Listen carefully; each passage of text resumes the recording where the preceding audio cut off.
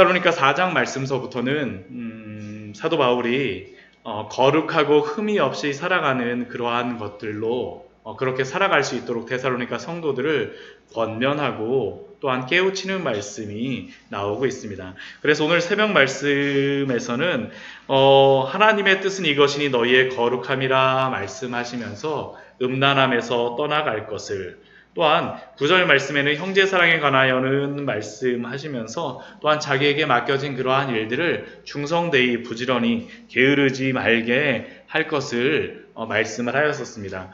오늘 말씀에서는 그 말씀을 이어서 하시는 말씀인데 종말이나 또한 재림에 대한 그러한 말씀이 바로 오늘의 말씀입니다.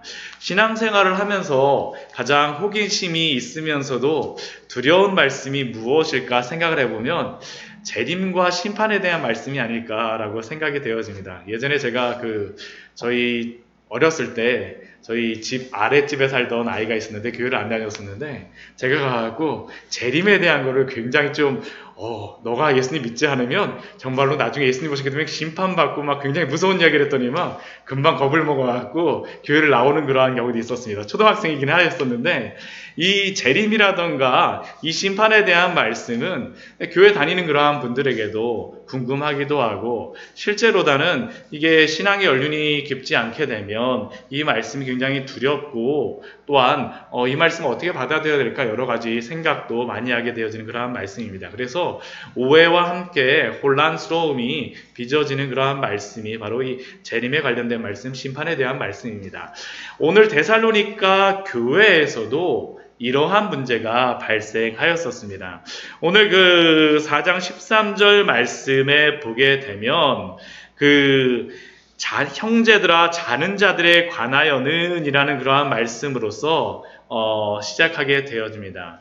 이게 왜 형제들아 자는 자들에 관하여는 이라고 이렇게 시작하냐 하면 이 자는 자들은 누구냐 하면 죽은 자들, 이미 죽은 자들에 대하여서 질문하는 것입니다. 이 질문이 어떤 질문이냐 하면 예수님이 재림하시기 전에 만약 죽게 되면 어떻게 할 것인가 라는 게 데살로니가 교회 성도들과 초대교회 성도들에게 사실은 가졌던 그러한 중요한 질문 중에 하나였습니다. 왜냐하면 저희가 말씀을 보게 되면 예수님께서 우리 말씀 한번 찾아볼까요? 우리 마태복음 10장 말씀 한번 보도록 하겠습니다. 마태복음 10장 말씀 한번 보도록 하겠습니다. 이 부분에 대하여서 초대교회 성도들은 궁금하고 사실은 예수님이 재림하시기 전에 죽으면 어떻게 될 것인가, 사실 이게 굉장히 큰 숙제 중에 하나였습니다. 왜냐하면 예수님이 말씀하셨던 것과 관련이 있는데 마태복음 10장 23절의 말씀 같이 한번 읽도록 하겠습니다.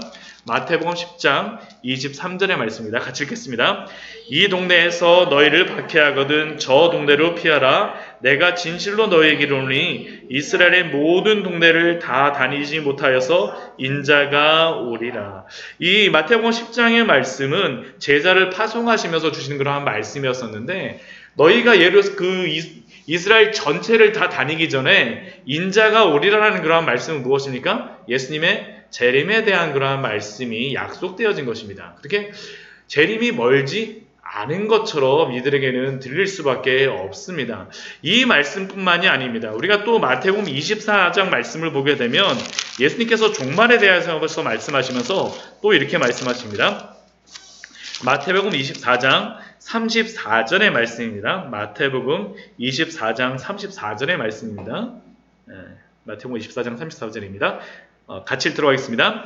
내가 진실로 너희에게 말하노니 이 세대가 지나가기 전에 이 일이 다 일어나리라.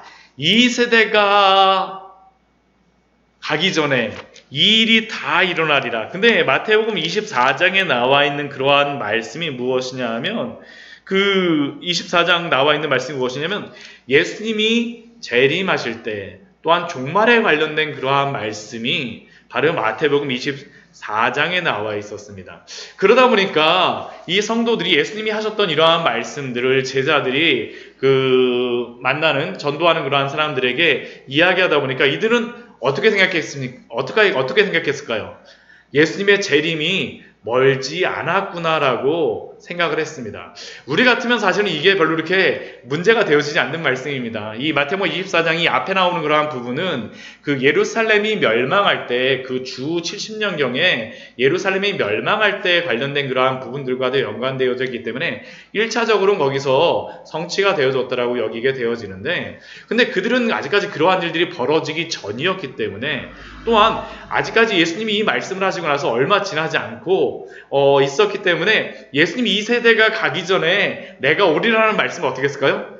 철떡까지 믿었던 겁니다. 근데 문제가 무엇이었을까요? 예수님이 오셔야 되는데 교회 안에 죽는 자들이 생겨난 겁니다. 이 세대 끝나기 전에 예수님이 오셔갖고 우리가 예수님과 같이 천국에 가야 되는데, 재림해야 되는데 죽으면 어떻게 되지? 라는 게 이 초대교회 성도들이 가질 수밖에 없는 그러한 질문이었습니다. 그러다 보니까 이들 안에서 죽어있는 그러한 성도를 향해서 어떻게든지 간에 살리려고 막 애를 쓰겠죠. 그러나 한편으로는 먼저 죽은 성도들에 대해서는 어떻게 하겠습니까? 이 사람들은 구원받지 못하는 건가 보구나 하고 낙심하는 그러한 영혼들도 있었겠고요. 만약 자기가 진짜 죽으려고 하면 어떻게 합니까? 어떻게든지 간에 굉장히 간절한 마음을 가지고 제 예수님 오시기 전까지 제 목숨을 어떻게든지 하나님 붙들어 주세요 하고 엄청 간절하게 기도하지 않겠습니까? 이러한 상황 속에서 데살로니가 교회가 있었던 것입니다. 더군다나 교회가 세워진 지 얼마 안 됐었기 때문에 사도 바울이 제렘에 대한 말씀을 깊이 있게 나눠주지 못하였던 것 같습니다. 그러다 보니까 이러한 질문들을 가지고 고민하고 있는 자들에게 오늘 사도 바울이 답변하고 있는 것이 바로 오늘의 말씀입니다. 자는 자들에 관하여서 먼저 대답을 해주는 겁니다. 그 자는 자들에 관하여서 사도 바울이 무엇을 이야기합니까? 너희가 알지 못함을 우리가 원하지 아니하노니 이는 소망 없는 다른 이와 같이 슬퍼하지 않게 하려 함이라. 사도 바울은 이 자는 자들에 관하여, 이 재림에 대하여, 또한 종말에 대하여 그들이 알므로 말미암아 어떻게 하기를 원했던 겁니까? 슬퍼하지 않고 당황하지 않기를 원하였습니다. 그렇다면 사도 바울이 이들에게 이 재림에 대하여서 알려주었던 것이 무엇입니까? 우리 14절 말씀을 보게 되면 예수께서 죽으셨다가 다시 살아남을 믿을진대 예수 안에서 자는 자들도 하나님이 그와 함께 데리고 오시리라. 이 말씀의 의미가 무엇이겠습니까? 이 죽은 자들도 어떻게 한다고 합니까? 예수님께서 데리고 오신다라는 것이죠. 누구 안에서요? 예수 안에서.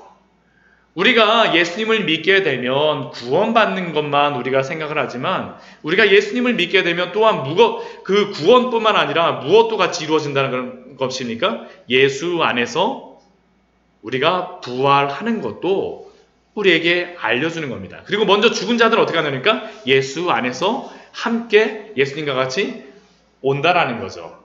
부활한다라는 것이 바로 여기에 나와 있습니다.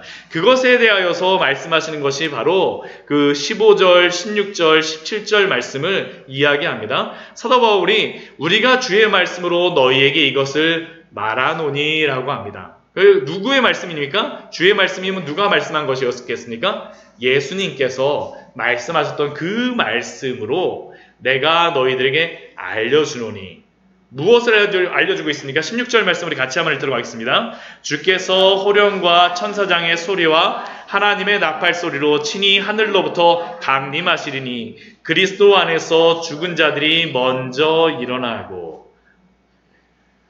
주님께서 호령과 천사장의 소리와 하나님의 나팔 소리로 친히 강림하실 때 어떻게 한다니까? 그리스도 안에서 죽은 자들이 먼저 일어난다라는 것입니다. 먼저 일어난다라는 겁니다.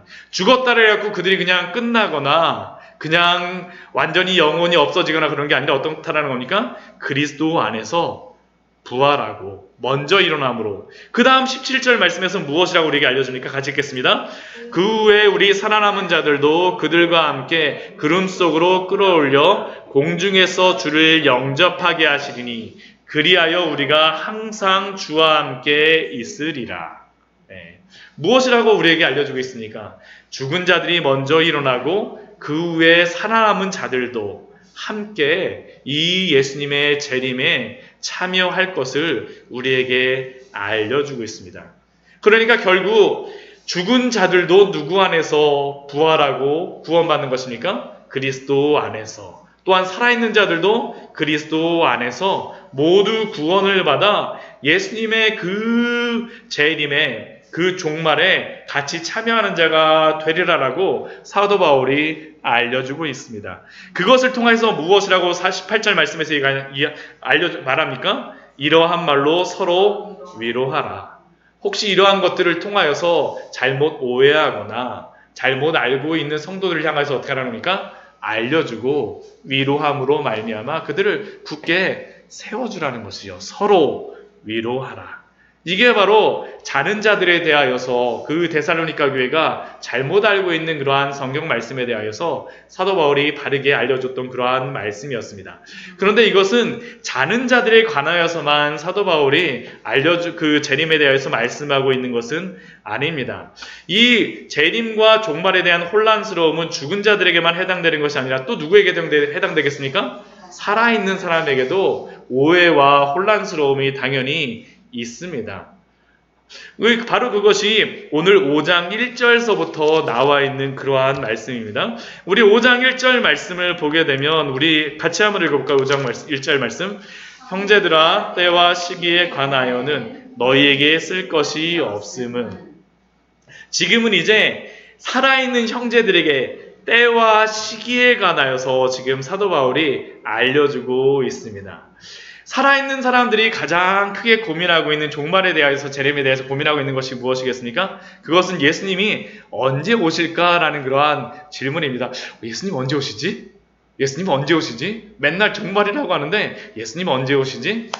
그것 때문에 우리나라에서도 한때 큰 문제가 있었습니다. 언제입니까? 1992년도 다미선교회 그 사건 아닙니까?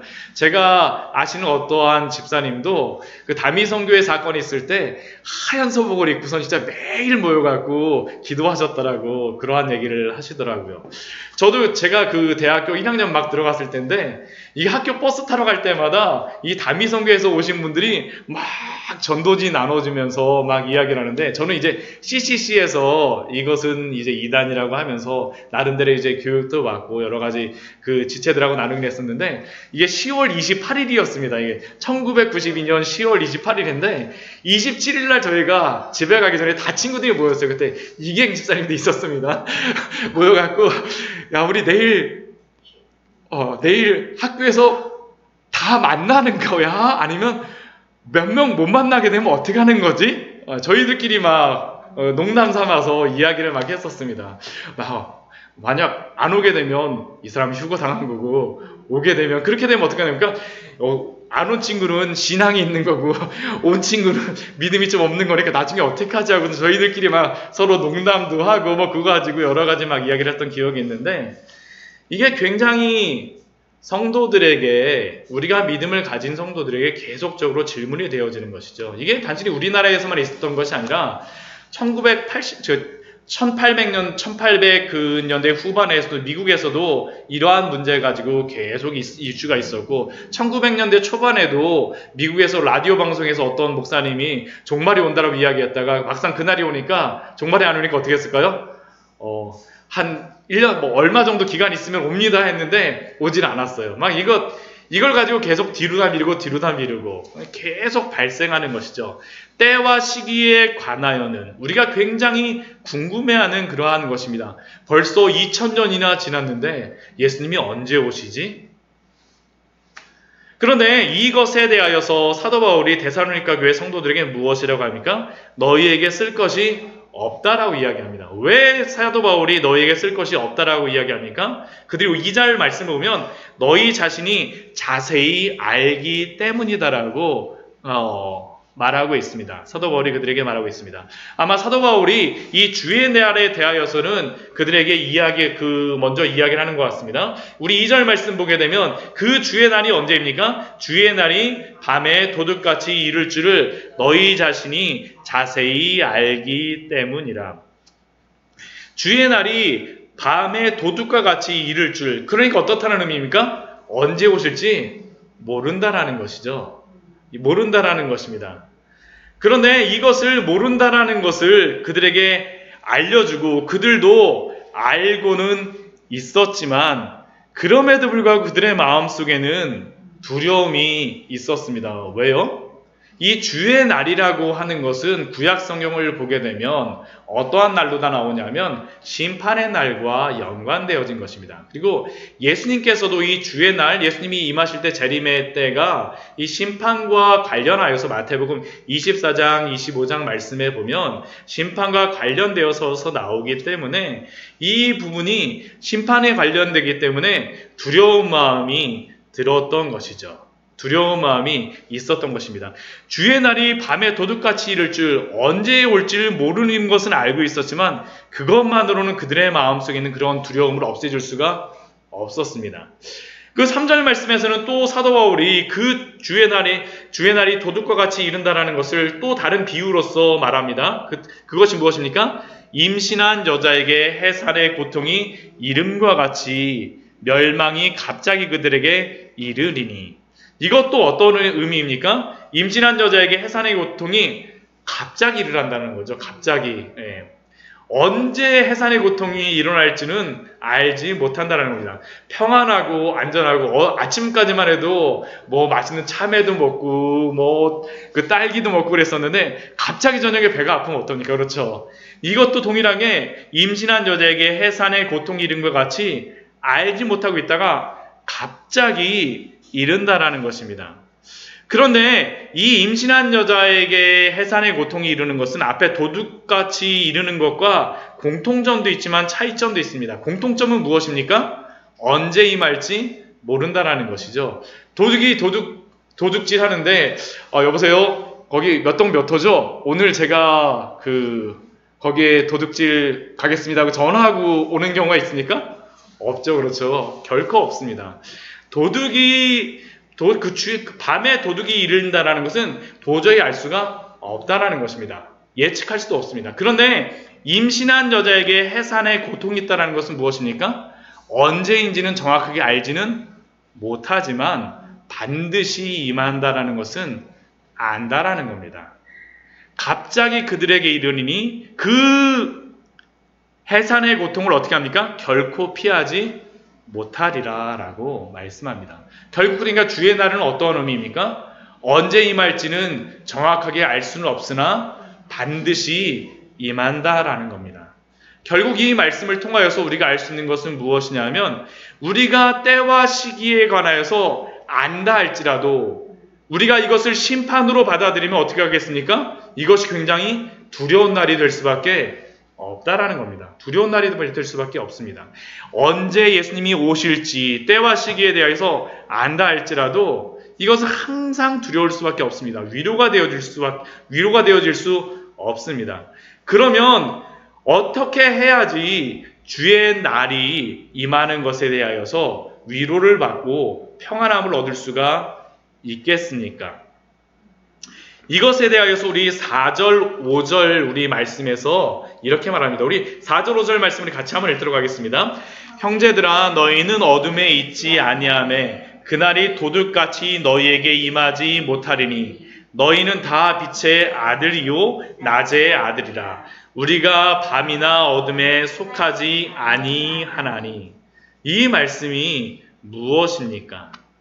성도들에게 위로가 되어지는 것은 언제 때와 시기에 관하여 아는 것이 중요한 게 아니라 무엇입니까?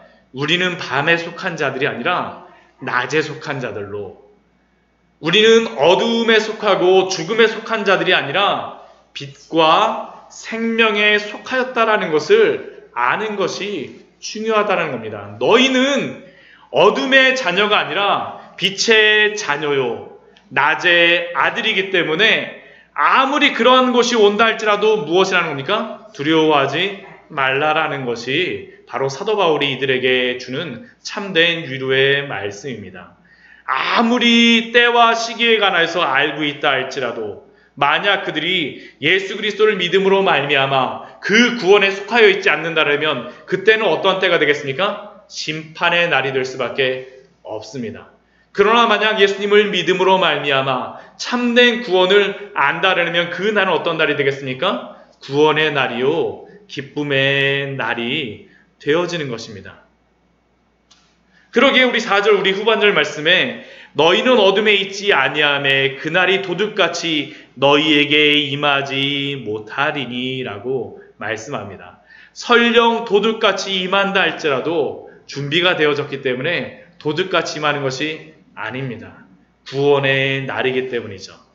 그런데 이러한 구원을 가진 성도들, 데살로니가 성도들에게 사도 바울은 한 가지를 권면하고 있습니다. 무엇을 이야기합니까? 우리 6절 말씀 우리 같이 한번 읽도록 하겠습니다. 그러므로 우리는 다른 이들과 같이 자지 말고 오직 깨어 정신을 차릴지라. 사도 바울은 다른 것을 이야기하는 것이 아니라 깨어서 정신을 차리라라고 말합니다.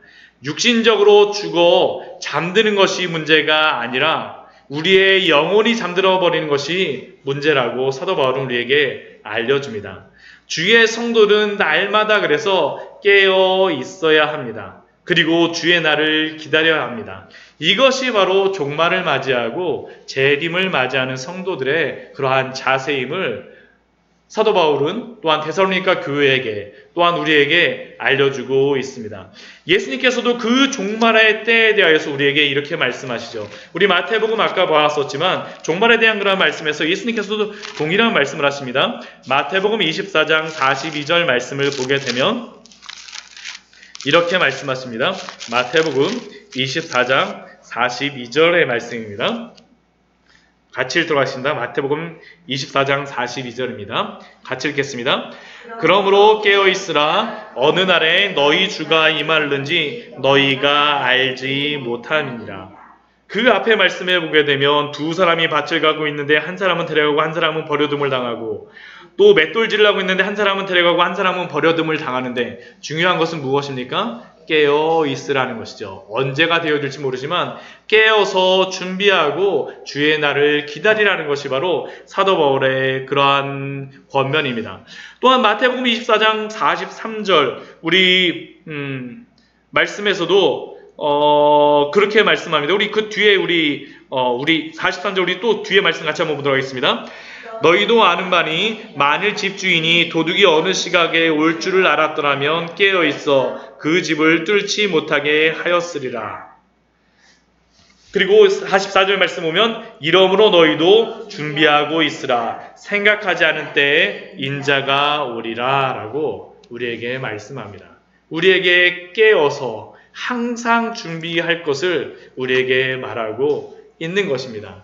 이것이 바로 예수님이 우리에게 종말을 맞는 성도들에게 준비할 것임을 이것이 바로 필요함을 우리에게 알려주고 있습니다. 때와 시기에 대하여서 예수님 언제 오시지? 예수님 언제 오시지? 그것이 아니라 우리는 어둠의 자녀가 아니라 빛의 자녀이기 때문에 날마다 깨어서 거룩하고 흠이 없이 살아가라는 말씀이 바로 오늘의 이 말씀입니다. 또한 그 뒤에 말씀을 보게 되면 우리 7절 말씀을 보면 이렇게 말씀하고 있습니다. 자는 자들은 밤에 자고 취하는 자들은 밤에 취하되. 그렇다면 잠들어 있다라는 것과 깨어 있다라는 것이 무엇을 의미하겠습니까? 우리 자는 것은 무엇입니까? 밤에 자고 또한 그것을 또한 무엇으로 비유하고 있습니까? 취하는 것으로서 이야기를 하고 있죠. 영혼이 잠들어서 밤의 어둠과 같이 죄의 길에서 헤어나지 못하는 것, 그게 바로 잠자는 것이고, 또한 술에 취한 것과 같이 밤에 취하여서 있는 것이 바로 잠자는 것이라는 겁니다.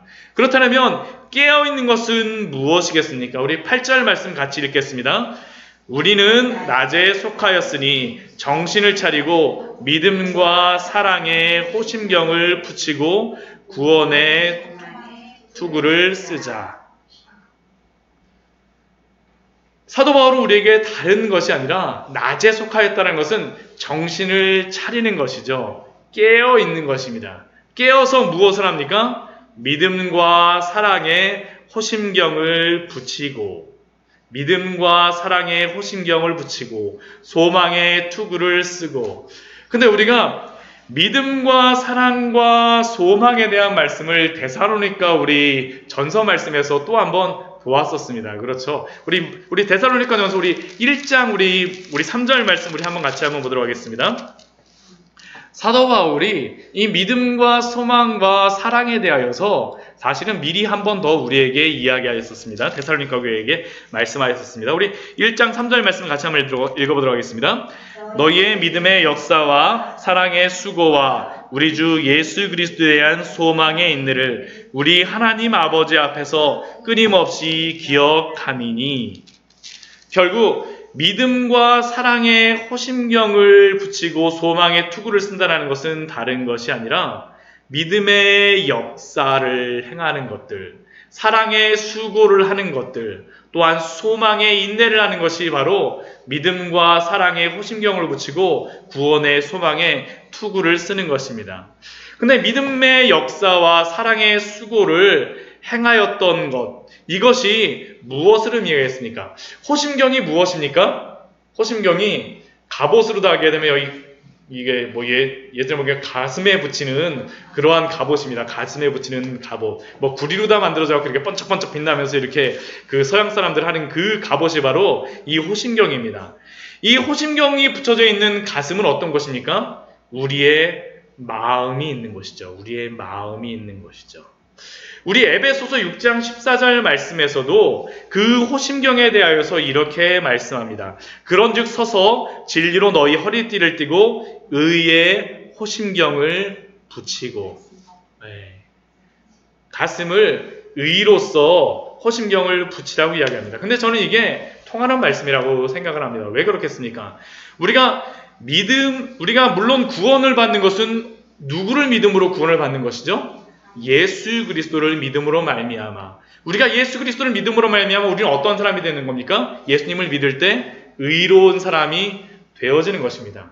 예수 그리스도로 인해서 우리가 의롭게 됨으로 말미암아 우리가 구원을 받는 것입니다. 그런데 이 믿음이라고 할 때 믿음 뒤에 무엇을 붙이고 있냐면 우리 데살로니가전서 말씀에서는 믿음의 역사라고 합니다. 믿음의 역사.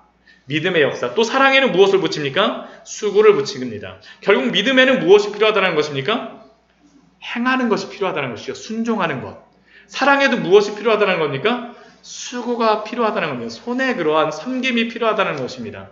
왜 이것이 필요할까요? 예수 그리스도만 믿음으로써 우리가 구원을 받을 수 있는데 왜 믿음의 역사와 이 믿음으로 순종하는 것과 사랑에 이러한 수고들이 왜 필요하겠습니까? 물론 우리가 믿음으로 말미암아 예수 그리스도를 믿음으로 말미암아 그 일을 통하여서 구원을 받는 것이지만 그러나 우리의 삶에 거룩한 순종과 사랑의 행위가 나오지 않는다면 우리의 믿음이 어떨까요? 연약해집니다. 우리가 믿음의 확신을 갖는다라고 할 때 우리의 삶에 거룩함의 열매들이 나오지 않게 되면 맨날 예수님 믿는다라고 하면서 맨날 거짓말하고 맨날 예수님 믿는다라고 하면서 세상에 가서 정말 세상 사는 사람들보다 더 악하게 살고 부정하게 살면 어떻게 되겠습니까? 그 마음에 믿음이 제대로 자라날 수가 있을까요? 자라날 수가 없습니다. 우리가 예수님을 믿는다라고 하면서 사랑의 예수님이라고 하면서 예수님이 죽기까지 사랑하셨다라고 하는데 우리가 사랑의 수고를 하지 않는다라고요? 그럼 우리의 마음속에 어떻겠습니까? 믿음의 확신이 연약해지는 것입니다. 결국 이 믿음과 사랑의 호심경으로서 우리가 붙이고 그러한 것들에 대항하지 않는다면 우리가 언제든지 넘어질 수밖에 없음을 사도 바울은 우리에게 알려줍니다. 또한 우리에게 무엇을 쓰라고 우리에게 이야기하고 있습니까? 소망의 투구를 쓰라고 이야기합니다. 소망의 투구. 근데 소망의 투구만 이야기하지 않고 무엇도 얘기합니까? 구원의 소망의 투구를 쓰자라고 이야기합니다. 이것도 에베소서 6장 17절 말씀에 보면 이렇게 말씀합니다. 구원의 투구와 소망은 없습니다. 구원의 투구만이라고 이야기합니다. 우리가 투구를 쓰는 이유가 무엇일까요? 머리를 보호하기 위해서. 머리를 보호하는데 그 머리를 보호한다는 것은 이 구원의 투구를 통해서 하는 것이 무엇이겠습니까? 우리의 머릿속의 생각들을 보호하는 것이죠. 우리의 머릿속에 무엇을 통해서 우리의 생각들이 들어옵니까? 우리의 귀를 통해서 세상의 소리들이 들려오고 우리의 눈이 어떻습니까? 막 이것저것 보면서 획획 돌아가지 않습니까? 구원의 투구를 쓰면서 소망이신 예수 그리스도를 바라보는 것이죠. 구원의 소망의 투구를 쓰지 않으면 온갖 세상의 미혹하는 소리를 다 듣고 한눈을 팔게 되기 때문에 소망은 우리로 하여금 이 세상 속에서 그 소리 속에서 보여지는 것 속에서 우리로 하여금 예수 그리스도를 바라보고 인내하게 하여줍니다. 우리 히브리서 말씀을 보게 되면 믿음에 대한 말씀이 많이 나왔다라고 이야기하지만 사실은 소망에 대한 말씀도 굉장히 많이 나왔었습니다. 소망에 대한 그러한 부분도 많이 나왔습니다. 우리 히브리서 6장 16절 말씀 우리 새벽에 우리 지난주에 우리 한동안 우리 봤었지만 우리 히브리서 6장 우리 19절 말씀을 보게 되면 이렇게 말씀합니다. 성도들에게 고난과 환난을 당한 그러한 성도들에게 이렇게 그 히브리서 기자가 힘을 주었었죠. 히브리서 6장 19절 말씀입니다. 같이 한번 읽겠습니다. 우리가 이 소망을 가지고 있는 것은 영혼의 닭 같아서 튼튼하고 견고하여 휘장 안에 들어가나니 예수 그리스도를 통하여서 주시는 그 구원의 소망을 가지고 우리의 영혼은 어떻습니까? 흔들리지 않는 것입니다. 전에 제가 한번 이거 비유를 한번 말씀드렸었죠. 항구에 들어가려면 그냥 들어가는 게 아닙니다. 그 닷을 가지고 어떻게 합니까? 조그만 배가 막 가지고 가서 항구에다 확 떨어뜨려 놓습니다. 그러면 나중에 그 밀물이 들어오면서 어떻게 합니까? 배가 쭉 올라가게 되면 큰 배는 그 안으로 다 들어가게 되어지는 겁니다. 이게 바로 소망의 덫이죠. 우리가 소망을 가짐으로 말미암아서 예수 그리스도 안에 있는 그 소망을 가짐으로 말미암아 하나님에 대한 그 구원의 은혜를 누리게 하여 줍니다. 우리가 비록 이 땅에 살고 있지만 그 구원의 소망이 우리로 하여금 인내하게 하여 주는 겁니다. 그렇게 우리는 소망의 투구를 써야 합니다. 그렇게 우리는 믿음과 사랑에 호신경을 붙여야 합니다. 이것이 바로 우리가 잠자지 않고 또한 낮에 속하여서 살아가는 그러한 성도들의 특징입니다. 그렇다면 이 구원받게 되는 그러한 중요한 그러한 이유가 무엇이겠습니까? 이 재림에 관련하여서 마지막에 사도 바울이 이 재림에 대한 그러한 약속을 주는 말씀이 9절과 10절 말씀에서 이렇게 말씀합니다. 우리 9절과 10절 말씀 같이 한번 읽도록 하겠습니다. 하나님이 우리를 세우심은 노하심에 이르게 하심이 아니요 오직 우리 주 예수 그리스도로 말미암아 구원을 받게 하심이라. 예수께서 우리를 위하여 죽으사 우리로 하여금 깨어 있든지 자든지 자기와 함께 살게 하려 하셨느니라. 하나님이 데살로니가 교회 성도들을 세우시고 데살로니가 교회를 세우셨던 이유는 무엇이겠습니까? 교회를 세우시고 성도들을 구원하셔서 그들에게 막 화내시고 심판하시기 위함일까요? 아닙니다. 하나님이 데살로니가 교회를 세우심은 노하심에 이르게 하심이 아니요. 하나님이 우리를 세우심은 노하심에 이르게 하심이 아니요. 하나님이 광야의 교회를 세우심은 노하심에 이르게 하심이 아니요. 무엇입니까? 오직 우리 주 예수 그리스도로 말미암아 구원을 받게 하심이라. 결국 예수 그리스도를 통하여서 이 재림의 때, 종말의 때 어떻게 된 겁니까? 구원을 받게 되어집니다. 왜 그렇겠습니까? 우리 10절 말씀 우리가 읽었었지만 예수께서 우리를 위하여 죽으사 이 심판을 누가 받으셨습니까? 예수 그리스도가 다 받으셨죠. 만약 예수 그리스도가 이 심판을 받지 않으셨다면 우리는 어떻게 되겠습니까? 이 심판을 우리가 받을 것입니다. 예수님이 재림하실 때 그 심판을 받을 대상은 누구겠습니까? 우리일 것입니다. 근데 예수 그리스도가 십자가에 달려 죽으심으로 말미암아 우리를 위하여 죽으사 심판을 받으심으로 우리는 어떻게 됐습니까? 살게 되었습니다. 살게. 우리로 하여금 깨어 있든지 자든지. 깨어 있는 것은 무엇이겠습니까? 이 땅에서 살아가는 것이죠. 이 땅에서 살아가는 것도 예수 그리스도가 죽으심으로 말미암아 우리가 사는 것이요. 우리가 죽어서도 예수 그리스도를 믿음으로 말미암아 어떻게 합니까? 영원한 것에 대한 소망이 있다라는 겁니다. 결국 우리 5장 10절 말씀은 자는 자들에 관하여 또한 때와 시기에 관하여 질문하는 살아있는 성도들에게 다 하는 그러한 약속입니다. 예수께서 우리를 위하여 죽으사 우리로 하여금 깨어 있든지 자든지 자기와 함께 살게 하려 하셨느니라. 영원히 사는 것입니다. 영원히.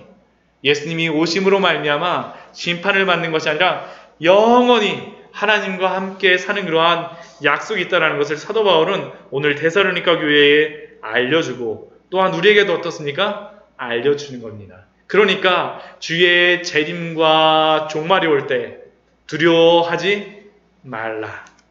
두려워하지 말라. 우리 11절 말씀 우리 같이 한번 읽겠습니다. 그러므로 피차 권면하고 서로 덕을 세우기를 너희가 하는 것 같이 하라. 결국 때와 시기에 관하여서도 두려워하는 자들에게 권면하고 서로 덕을 세움으로 말미암아 믿음 안에서 잘 서가라고 사도 바울은 오늘 말씀으로 이렇게 말함으로써 오늘 말씀을 마무리하고 있습니다. 말씀을 정리하도록 하겠습니다. 사도 바울은 자는 자들에 대하여서 또한 때와 시기에 관하여서 혼란스러워하고 오해하는 그러한 성도들에 대하여서 예수님의 재림과 종말이 두려워할 것이 아니라 우리에게 참된 소망이 되어지고 또한 그것이 우리에게 참된 기쁨이 되어질 것을 그렇게 두려워하지 말라라고 우리에게 말씀하고 있습니다. 우리는 걱정할 것이 없습니다. 대신 우리가 행해야 될 것이 무엇이겠습니까? 날마다 깨어서 믿음과 사랑에 허신경을 붙이고 구원의 소망을 투구를 씀으로 말미암아 그 은혜 안에서 살아가시는 우리 귀한 우리 광야의 샘교회 성도님들 되시기를 축원합니다. 예, 우리 같이 기도하도록 하겠습니다. 우리 같이 기도할 때요. 우리 오늘 말씀과 같이 우리